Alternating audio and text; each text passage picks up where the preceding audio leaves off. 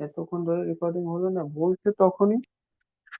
আমি তো জানতামই না, আমি তো জানি রেকর্ডিং হচ্ছে। এখানে দেখছি হঠাৎ করে আমার কাছে যখন একজন বেরোলো তারপর জয়েন করলো, আমার কাছে এসে গেছে নোটিফিকেশন হয়ে যাবে, আর বলবে যখন কেটে যাবে। তো আমি যেটা বললাম কি, সেটা ট্রান্সজেন্ডার ক্ষেত্রে বললাম কি প্লেন ফিল্টার বলা হয়, থার্ড জেন্ডার একে বলা হয়, এলজিবিটি বলা হয়। আর তার পিছনে বললাম কি, ফাদারে একটা এক্সট্রা এক ক্রোমোজোম অ্যাড হয়ে যায়, তাই জন্য যেটা বই জন্ম ছেলে জন্ম নেবে তার মধ্যে মেয়ের ক্যারেক্টার এসে যায়, ওটাকে ট্রান্সজেন্ডার বলা হয় বা বায়োলজিতে প্লেনফেল্টার সিনড্রোম বলা হয়। সেকেন্ড জিনিস বললাম জিন। জিন কি রয়েছে, এটা ক্যারেক্টার ডিসাইড করে। জিন রয়েছে কেমন, বিড লাইক স্ট্রাকচার, এই ডিএনএ রয়েছে, ডিএনএ এর উপর এই বিড লাইক স্ট্রাকচার রয়েছে, এটাকে কি বলা হয়, জিন বলা হয়।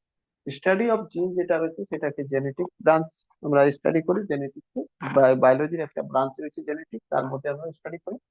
তার উপরে সব থেকে বেশি কাজ যেটা করেছে সে, মানে যেটা জন মেন্ডেল, সেই জন্য ওকে আমরা ফাদার অফ জেনেটিক্স বলি। উনি এক্সপেরিমেন্ট করেছিল পি প্ল্যান্ট, আর পি প্ল্যান্টকে এই জন্যই সিলেক্ট করেছিল কারণ কি পি প্ল্যান্ট ক্যারেক্টার যেটা রয়েছে সে অনেক রয়েছে, আর ক্রোমোজোম কম রয়েছে, 7টা রয়েছে মাত্র। ঠিক আছে, তাহলে এখান থেকে এটা বুঝলে কি স্মলেস্ট ইউনিট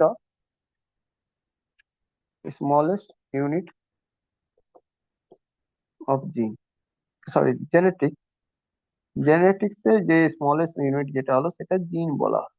জিনই এমন রয়েছে কি নানা রকম ক্যারেক্টার একসাথে ক্যারি করবে, আর একটা ডিএনএ পুরো একটা কমপ্লিটলি একটা নতুন ক্যারেক্টারের মানুষ তৈরি করে দেবে। সেই জন্য বলা হয় জেনেটিক ম্যাটেরিয়াল ডিএনএ, কিন্তু ক্যারেক্টার ডিসাইড যেটা করে সেটা জিন। জিন ডিসকভার কে করেছে? ঠিক আছে, জিন discover by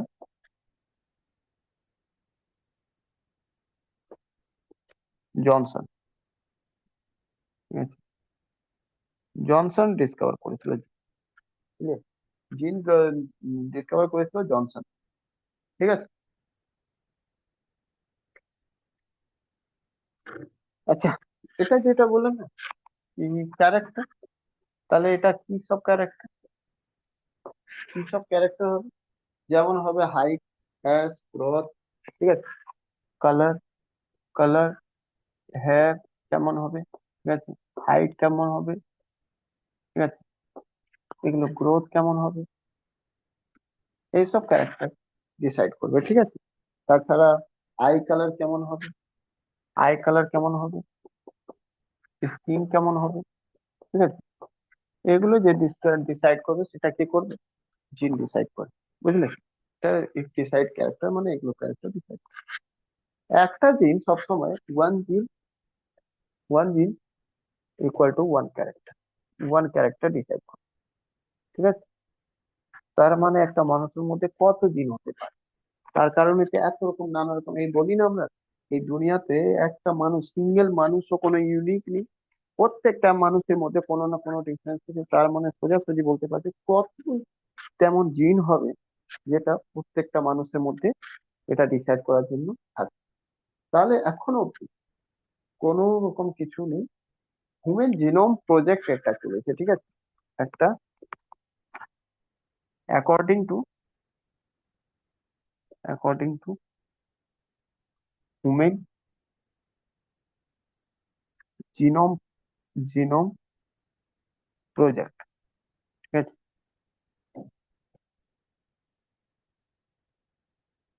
there are about 30,000 genes present in present human body,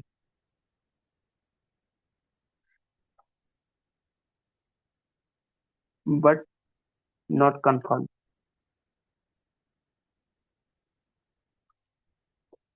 এর কনফার্মেটি নেই। ঠিক আছে, জাস্ট একটা এমন মানে করা হয়েছে, কনসিডার করা হয়েছে কি এত হতে পারে। ঠিক আছে, কিন্তু কনফার্ম, ক্লিয়ার, কোনো কনফার্মেশন 100%। দেখো বুঝতে পেরেছো কিনা, সব মুছবো কিনা বল, হ্যালো মুছবো,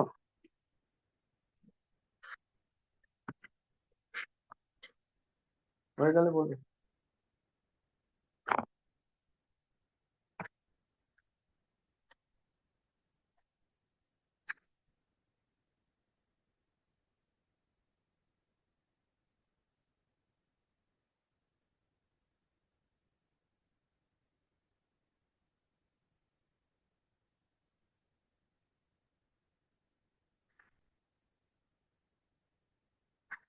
মুছে দেবো বলো? হ্যাঁ স্যার। চল, নেক্সট যেটা রয়েছে যে আমরা, এটা হয়ে গেল তোমাদের নিউক্লিয়াসের ব্যাপারে আর ক্রোমোজোম ব্যাপারে সব পড়া।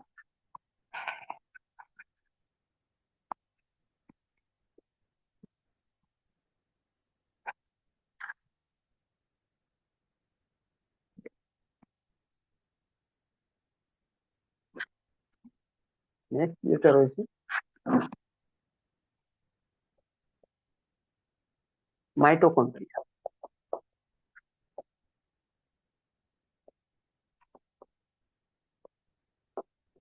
মাইটোকন্ড্রিয়া দেখবে কি এরকম সেল থাকে না,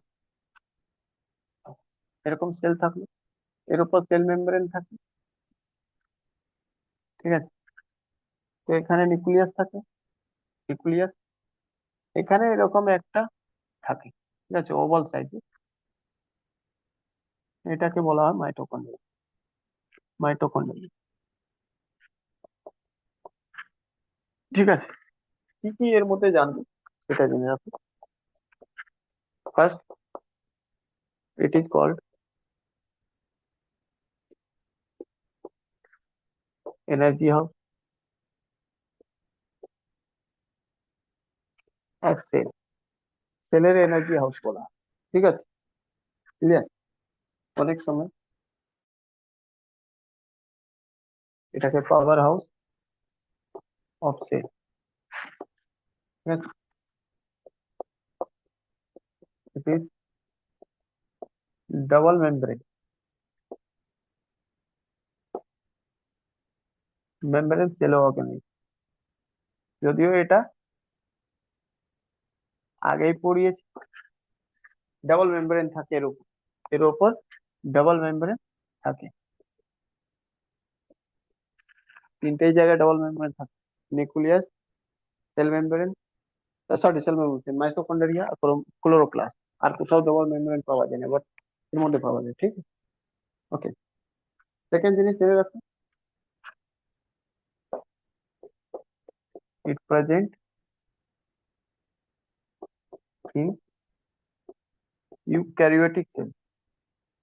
ইউক্যারিওটিক সেলতে প্রেজেন্ট থাকে, ক্যারিওটিক সেল, ঠিক আছে। ইট অ্যাবসেন্ট, অ্যাবসেন্ট থাকে ইন প্রোক্যারিওটিক, ক্যারিওটিক সেল, ঠিক আছে। আর ব্যাকটেরিয়াতে, ব্যাকটেরিয়া তো প্রোক্যারিওটিক সেলের এক্সাম্পল, তাই জন্য আলাদা করে কোনো দরকার নেই লেখা। আরবিসি, আরবিসি তে অবসেন্ট থাকে, মাথায় রাখি, খুব ভেরি ভেরি ইম্পর্টেন্ট, এটা ভি ভি ইম্পর্টেন্ট। আরবিসি তে এটা কি থাকে, মানুষের মধ্যে আরবিসি তে এটা অ্যাবসেন্ট থাকে, ঠিক আছে। আচ্ছা, it is first originate cell organism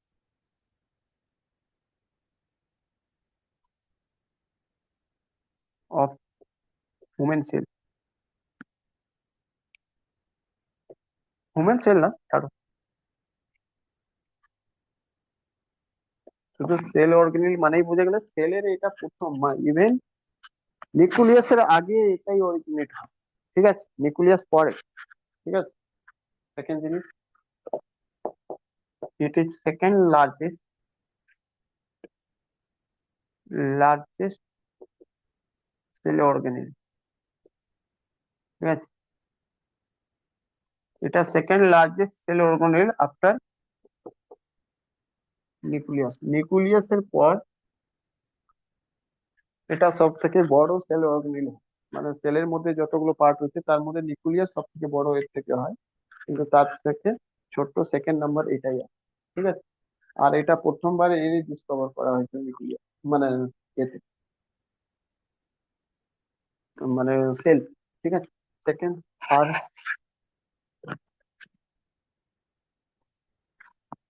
it's one DNA, it's one DNA এর মধ্যে নিজের ডিএনএ থাকে। ডিএনএ কেমন থাকে? Single helix, circular DNA, circular DNA. ঠিক আছে, ইটস ওয়ান রাইবোসোম, রাইবোসোম থাকে। জানো রাইবোসোম কি করে? প্রোটিন জেনারেট করে। তো এর রাইবোসোম, ওর নিজের রাইবোসোম থাকে, বাট 17 এস টাইপ। ঠিক আছে, আর এটা মাথায় রাখতে, এই দুটোই যেটা রয়েছে না, সেটা কোথায় পাওয়া যায়? Prokaryotic cell, eukaryotic cell. ঠিক আছে, আর ব্যাকটেরিয়া সেল, ব্যাকটেরিয়া সেল। ওই জন্যই আমি বলেছিলাম মাইটোকন্ড্রিয়াকে কম্পেয়ার করা হয় ব্যাকটেরিয়া সেল। বুঝতে পারলে কিনা বলো? কারো কোনো প্রবলেম থাকলে বলো।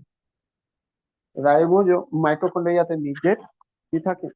ডিএনএ থাকে, নিজের রাইবোসোম থাকে, কিন্তু রাইবোসোম যেটা রয়েছে 70 এস টাইপের রাইবোসোম। ঠিক আছে, 70 এস টাইপের রাইবোসোম পাওয়া যায়। ঠিক আছে, ওই জন্য একে কম্পেয়ার করা হয় কার সাথে? প্রোক্যারিওটিক সেল বা ব্যাকটেরিয়া সেল সাথে। ঠিক আছে,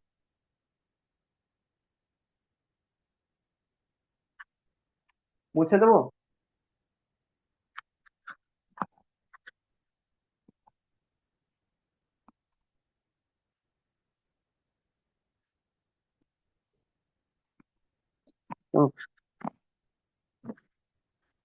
it is also known as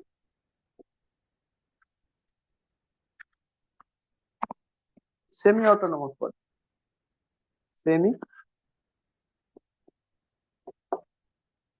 autonomous, autonomous body because of or due to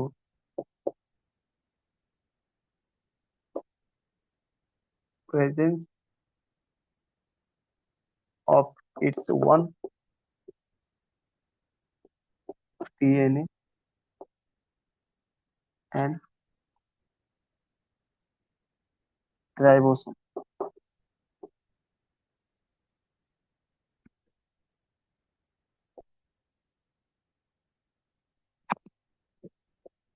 Maximum comma लिखे, maximum work done itself।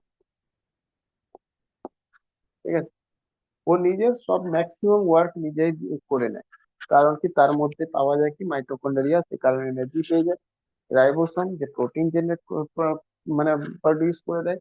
তাই জন্য মাইটোকন্ড্রিয়াকে সেলের উপর ডিপেন্ড হতে হয় না ম্যাক্সিমাম কাজের জন্য। মানে অলমোস্ট বলতে পারো 90%-এর কাছাকাছি কাজ নিজেই করে। তার জন্য সেলকে দরকার পড়ে। ঠিক আছে, এই জন্য এটাকে সেমি অটোনমাস বডি বলা হয়। ঠিক আছে, ক্লিয়ার?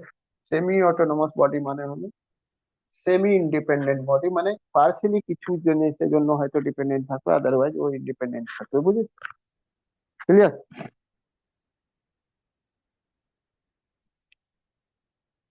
আচ্ছা, মাইটোকন্ড্রিয়া যেটা রয়েছে, ফাংশন কি হয় এর? ফাংশন যেটা রয়েছে, ফাংশন অফ মাইটোকন্ড্রিয়া, মাইটোকন্ড্রিয়া কেন কি জন্য রাখা হয়েছে সেলের মধ্যে? যদি ও নিজের কাজ সব করেই নেয়, তো লোকের উপর ডিপেন্ডেন্ট থাকে না, তো ও কি করে দেয়? অ্যাকচুয়ালি ও এনার্জি প্রডিউস করে দেয়। পাওয়ার হাউস রয়েছে, কেন প্রডিউস করে? কারণ কি? মাইটোকন্ড্রিয়া যে থাকে না, মাইটোকন্ড্রিয়ার মধ্যে সেলুলার রেসপিরেশন হয়, রেসপিরেশন হয়। সেলুলার রেসপিরেশন মানে কি? রেসপিরেশন মানে শ্বসন। সেলের মধ্যে যেটা রেসপিরেশন হয় ওটাকে সেলুলার রেসপিরেশন বলে। ঠিক আছে, সেলুলার রেসপিরেশন কিরকম হয় তো শুনে নাও। এটা সাপোজ মাইটোকন্ড্রিয়া, এই মাইটোকন্ড্রিয়ার মধ্যে অনেকগুলো স্পঞ্জ টাইপের জায়গা থাকে। ঠিক আছে, আর এই স্পঞ্জ টাইপের যে জায়গা থাকে, সেলের মাঝখানে যে গ্যাপ থাকে প্রচুর, এই গ্যাপের মাঝে কি হয়? রেসপিরেশন হয়। ঠিক আছে, এই গ্যাপের মাঝে কি হয়? রেসপিরেশন। তো এই যে সেলুলার রেসপিরেশন, সেলুলার রেসপিরেশন কি রয়েছে অ্যাকচুয়ালি, তো শুনে রাখুন। অ্যাকচুয়ালি এটা রয়েছে, যখন এটা গ্লুকোজ বা কার্বোহাইড্রেট, কার্বোহাইড্রেট যখন যায়, ঠিক আছে, মানে নিউট্রিয়েন্ট যখন যায়, অ্যাকচুয়ালি একটা গ্লুকোজ রয়েছে, গ্লুকোজ যখন যায় তো গ্লুকোজকে অক্সিজেনের প্রেজেন্স, ঠিক আছে, মাইটোকন্ড্রিয়া কি করে, ওকে ব্রেক ডাউন করে দেয়, CO2 plus H2O plus generate করে এনার্জি, ঠিক আছে, এনার্জি, আর এনার্জি সেলগুলোকে দেয়। এই এনার্জি কি ফর্মে থাকে, তো এই এনার্জি থাকে ATP form. ATP full form সবাই জানো, কি বলা হয়, adenosine adenosine triphosphate, triphosphate phosphate, okay, adenosine triphosphate, clear.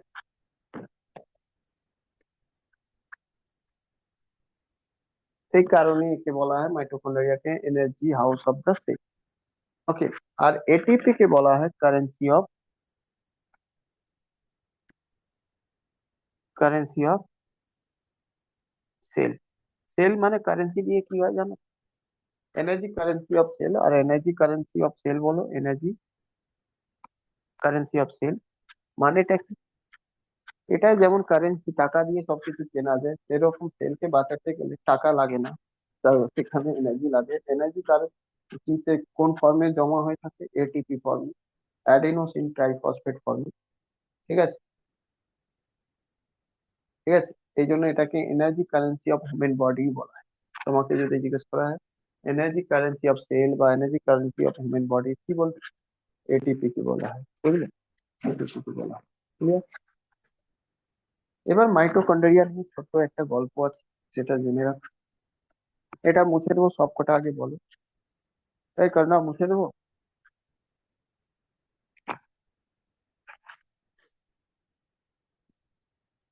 Hello, মুছবো কি, তাড়াতাড়ি বলো। হ্যাঁ স্যার, মুছে দিন। হুম। তো এবার মাইটোকন্ড্রিয়া নিয়ে ছোট্ট একটু গল্প আছে, সব তো বলে দিলাম, জাস্ট একটুখানি কি কে ডিসকভার করেছে, ফ্যাক্ট দিই, কে ডিসকভার করেছে, কে নাম দিয়েছে, সেসব ছোট ছোট জিনিস আছে। তো মাইটোকন্ড্রিয়ার নাম ডিসকভার, সব কিছু জিনিস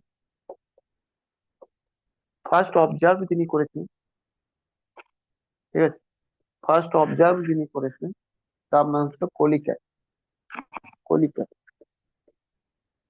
কলিকার, ঠিক আছে। কলিকার নামক বৈজ্ঞানিক দেখেছিলেন কোথায়, ইন ইনসেক্ট সেল, ইনসেক্ট সেলের মধ্যে, ঠিক আছে, ইনসেক্ট সেলের মধ্যে দেখে ডিসকাভারি এর ঠিক করেছে। তারপরে যখন এটা অবজার্ভ করলো, তারপরে একজন এসে ডিসকভার করে দিল, ডিসকভার্ড বাই অল্টমান, অল্টমান 1890 সালে ডিসকভার করেছিল, বাট কোনো কোনো জায়গায় পরীক্ষাতে ফ্লেমিং লেখা থাকে, ফ্লেমিং। তা অ্যাকচুয়ালি মেইন পার্সন ছিল আল্টমান, কিন্তু তার সঙ্গী ছিল ফ্লেমিং, সেই জন্য অনেক জায়গায় ফ্লেমিং এর নাম দেখতে পাই, ঠিক আছে, কোনো ব্যাপার না, okay. First time isolate from liver, ঠিক আছে, লিভার থেকে কেটে বের করলো মাইটোকন্ড্রিয়াকে, সবাইকে দুনিয়ার সামনে রেখে দিল, সেটা ছিল বেন্সলে অ্যান্ড হোল, ঠিক আছে, বেন্সলে অ্যান্ড হোল, বেন্সলে অ্যান্ড হোল, ঠিক আছে। দুটো বৈজ্ঞানিক ছিল, উনি লিভার থেকে বের করে তারপরে দুনিয়ার সামনে দেখিয়ে দিল কি লিভারের মধ্যে মাইটোকন্ড্রিয়া পাওয়া যায়, এটা দেখো এরকম মাইটোকন্ড্রিয়া পাওয়া যায়, আইসোলেট করেছিল, ঠিক আছে। আচ্ছা, একটা জিনিস মাথায় রাখি, তোমাকে যদি জিজ্ঞেস করে কি বডির কোনটা এমন জিনিস যেটা কেটে দিলে আবার রিডেভেলপ হয়, রিজেনারেশন পাওয়ার সব থেকে বেশি কার থাকে, তাহলে মাথায় রাখবে লিভার থাকে, ঠিক আছে। লিভার হাফ কেটে দেওয়ার পরও আবার লিভার পুরোটা কমপ্লিট হয়ে যাবে, তো বুঝতে পারলে কিনা। তো লিভার এমন জিনিস মানুষের রয়েছে যেটাকে রিজেনারেশন পাওয়ার সব থেকে হাইয়েস্ট থাকে, সবার আগে ওই রিজেনারেট হয়, বুঝলে কিনা।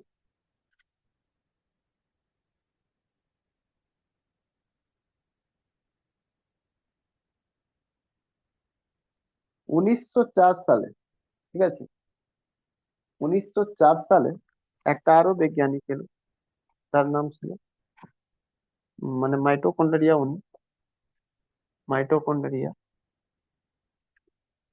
Discover in plant, plant cell by কে, তো মাথায় রাখছি এর নাম ছিল ফ্রেডরিক মেবস। ফ্রেডরিক মেবস, শুধু মেবসই থাকতে পারে। এটা কোন প্লান্ট ছিল?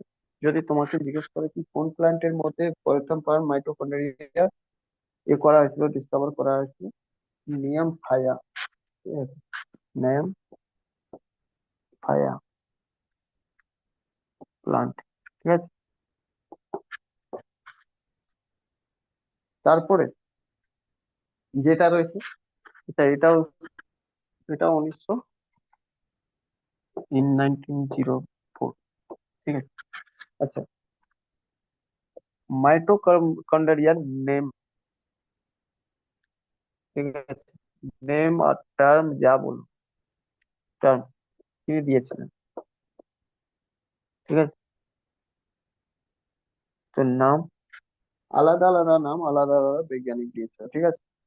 ফিলা দিয়েছিল ফ্লেমিং, ফিলা নাম দিয়েছে ফিলা বাই ফ্লেমিং। ফ্লেমিং বললো কি মাইটোকন্ড্রিয়ার নাম ফ্লেমিং, ফিলা রেখে দাও, ঠিক আছে। বায়োপ্লাস্ট বাই আল্টমান, বায়োপ্লাস্ট প্লাস্ট বাই আল্টমান, ঠিক আছে। মাইটোকন্ড্রিয়া বললো মাইটোকন্ড্রিয়াই রাখ, মাইটোকন্ড্রিয়া এটাকে বাই বেন্ডা, বেন্ডা বেলটা, ঠিক আছে। বেলডা বললো মাইটোকন্ড্রিয়া, বেলডা না, বেন্ডা হয়, বেন্ডা, ঠিক আছে। বেন্ডা বৈজ্ঞানিক ছিল, উনি বললো মাইটোকন্ড্রিয়া। স্যাক্রোসোম, স্যাক্রোসোম কে বলেছিল? বাই কলিকার, যিনি ফার্স্ট দেখেছিলেন, উনি বললো কলিকার, কলিকার বললো স্যাক্রোসোম এর নাম রেখে। তো তোমার যেটা মনে রাখতে হবে, সব থেকে ইম্পর্টেন্ট যেটা মনে রাখতে হবে, সেটা মাইটোকন্ড্রিয়ার নামকে দিয়েছে মাইটোকন্ড্রিয়া, সেটা বেন্ডা, ঠিক আছে। চলে আসছে, এটা পরীক্ষাতে আসে।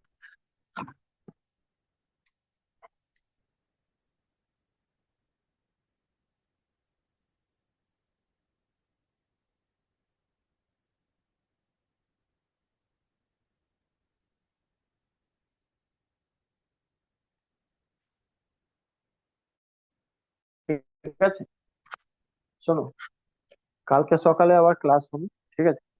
সকালবেলা ক্লাস করে নিই, কারণ কি কালকে রাতে ক্লাস তো আমি নিতে পারবো না। তো কালকে সকালে যদি ক্লাস করে নাও, এবার বলো কটা নাগাদ, 7:30 না 8টায় শুরু করবো বলো? 7:30 না 8? স্যার, কালকে তাহলে ক্লাস আমি রেকর্ডিং শুনে নেবো। এইভাবে শুনে নাও, কারণ কি কালকে ক্লাস না নিলে আমি কালকে আবার চলে যাবো উড়িষ্যা, তো রাতে তো আমি নিতে পারবো না, আপনার ঠিক আছে। কি 18 তারিখ আছে? পরশু সকালে হবে না, পরশু, হ্যাঁ, হ্যাঁ, হ্যাঁ, 18 তারিখে রয়েছে, তো আমি কালকে বেরিয়ে যাবো, রাতে তো ক্লাস নিতে পারবো না। ওই জন্য বলছি কালকে সকালে যদি করো, তাহলে আমি 7:30 বা 8টার যেটা টাইম বলবে আমি নিয়ে নেবো, ঠিক আছে। চলো, টাটা। ঠিক আছে, 7:30